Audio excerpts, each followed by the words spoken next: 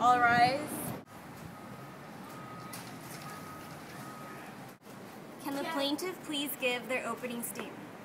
Since Hayes is found with a gun after beating his wife, he is now placed under the federal firearms ban. Will the defense please start with their opening statement?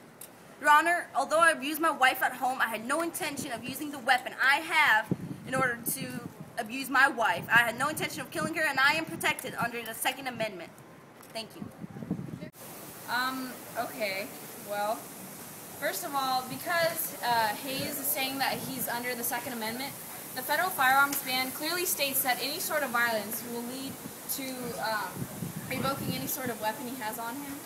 He has a gun in his house, and he's abused his wife. Do you think a person that has hurt their wife is capable of owning a gun? I don't think so.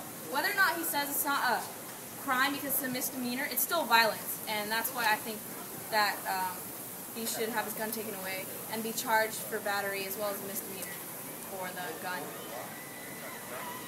Your Honor, may I please call my first witness to the stand? Do you swear to say the truth, the whole truth, nothing but the truth, so help me God? I do. Can you please tell your name to the court? My name is Gary. And what business are you in? I own a store called Gary's Gun, and I've been in the business for 30 years. And do you have a procedure for selling guns? Yes, I make sure I background check every single customers, and I'm certified to sell guns as well.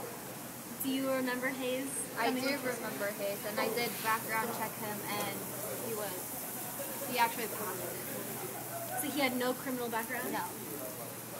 That's all, Your Honor. So as you can see, Your Honor, my client Bob Hayes has not violated any amendment, specifically the Second Amendment. He did commit domestic violence, but just as a misdemeanor, not a felony.